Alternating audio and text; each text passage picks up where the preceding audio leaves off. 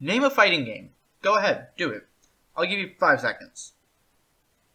5 seconds is up. If you said Smash Bros, no. Today, we're talking about Street Fighter and the incredible legacy it has started since 1987, starting with the bad one, Street Fighter 1.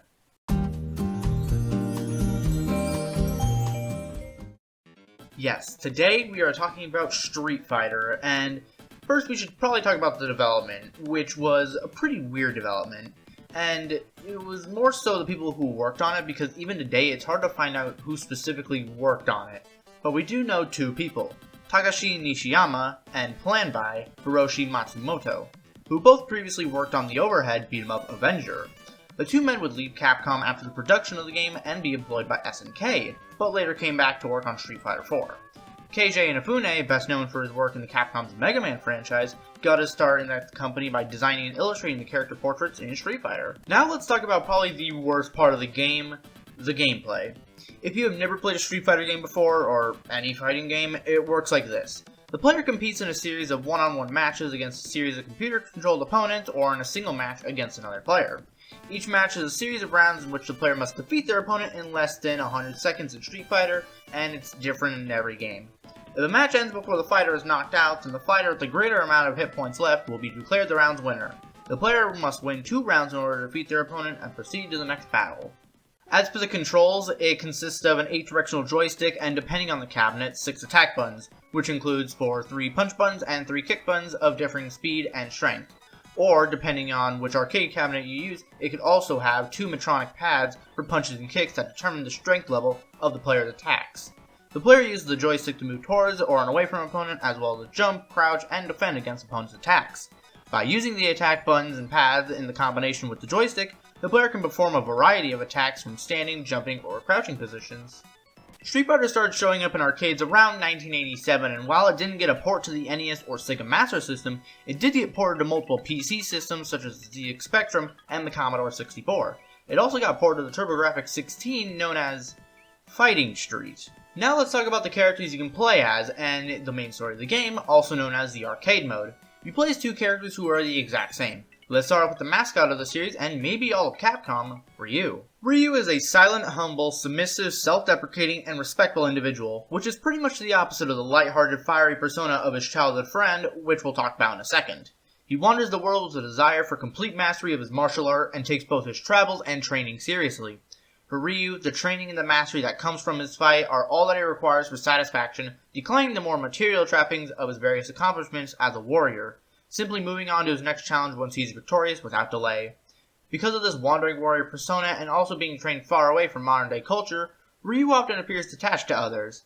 Despite this, he's a kind, authentic, good-hearted, and demonstrative warrior who readily helps people who are less fortunate than himself, and is protective and gentle towards children, and on rare occasions, shows a sense of humor, albeit a bad one. Normally, Ryu is the only selectable character in the game, but player 2 gets to play as Ken Masters, stylish, unorthodox, and unpredictable, as well as being much more violent and aggressive than Ryu. He has a giant ego and constantly reminds his opponents about his greatness. While he can be brash, egotistical, and arrogant at times, his heart is pure. He is generally kind, friendly, a good person, and is very easygoing, which led him starting a family of his own. He never backs down from a fight, no matter how difficult it looks.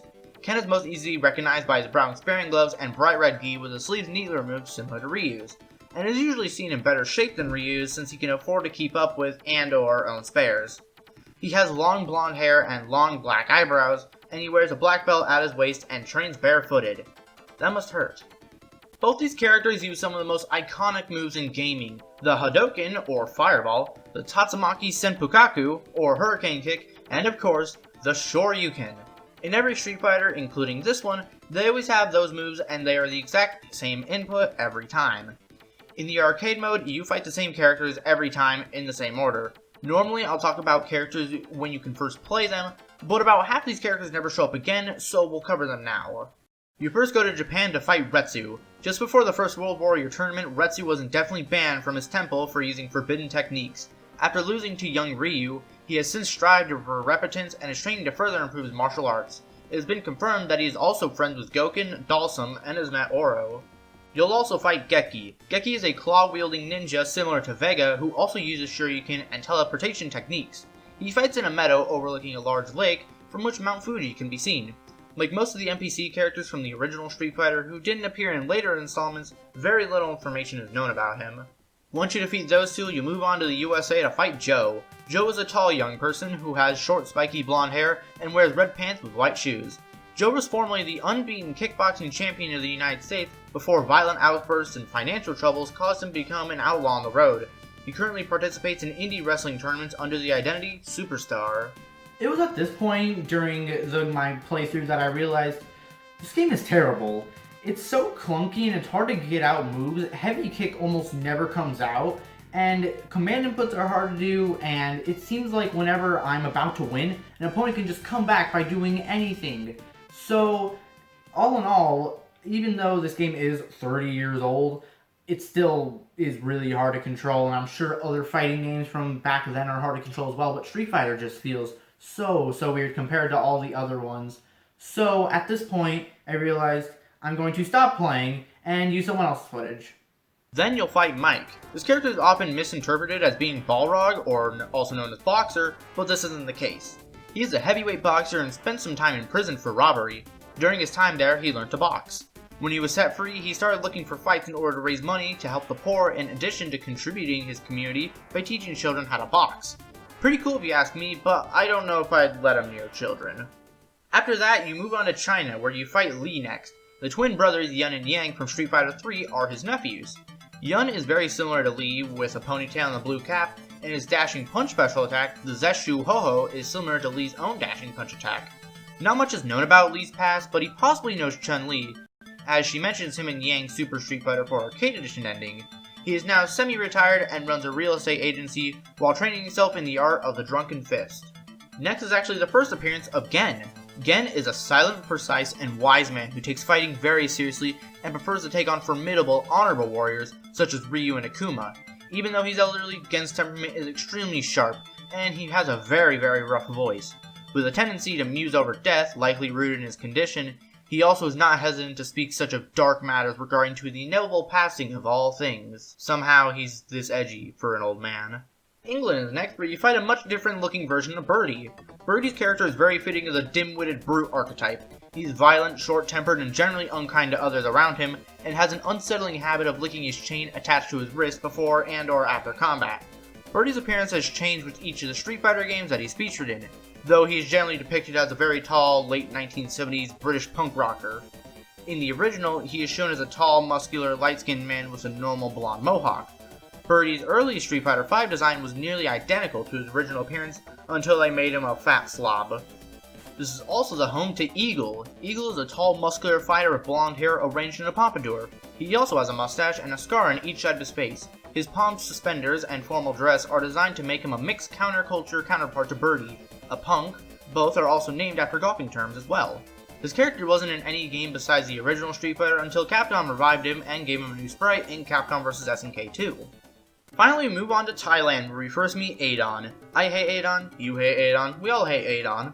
He is shown to have a large ego and is quite cocky, as well as being boastful to the point of true arrogance, desiring to be seen as the god of Muay Thai. He also tends to belittle and look down upon most other fighters, like his former master.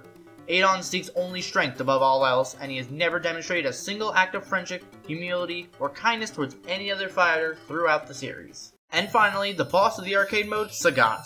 Sagat encompasses a stereotypical proud fighter personality since he is very powerful and strong-willed, as well as hard-working. He is dedicated to the martial arts life in both body and spirit. According to various bios, his natural size drove him to become a powerful fighter. Sagat's uncommon physical appearance makes him menacing and downright unfriendly at first glance, which is true to a certain extent because he actually is pretty nice to some people.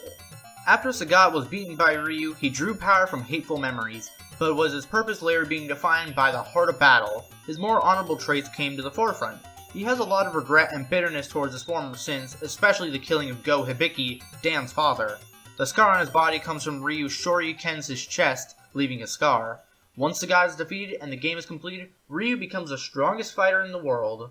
After the relatively well success of Street Fighter and a big success of many others, the original would get ported to many consoles and collections.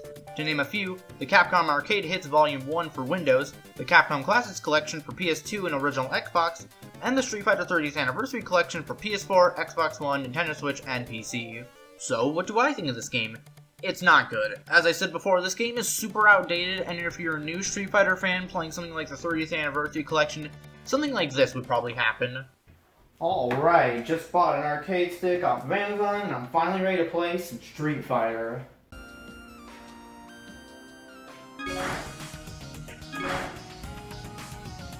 Huh, Street Fighter 1, I always wondered what that plays like.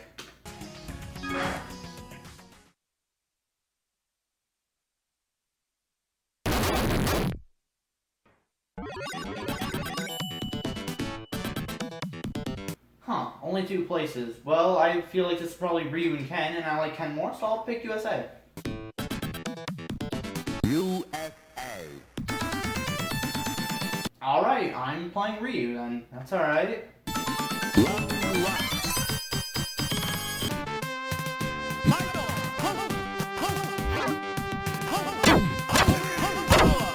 Oh, this is terrible.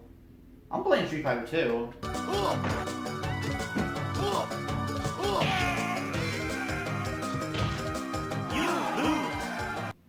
Nope, screw it.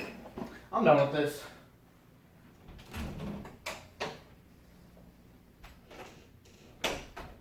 So that's gonna do it for this video though, guys. I hope y'all enjoyed, and if you did, please give the video a like because I want to continue this series, but if it doesn't do that well, then I'm not really going to because this video takes a lot of work. But even after all the bad things about Street Fighter 1, it's not like Capcom can come back and make one of the most influential fighting games of all time, right?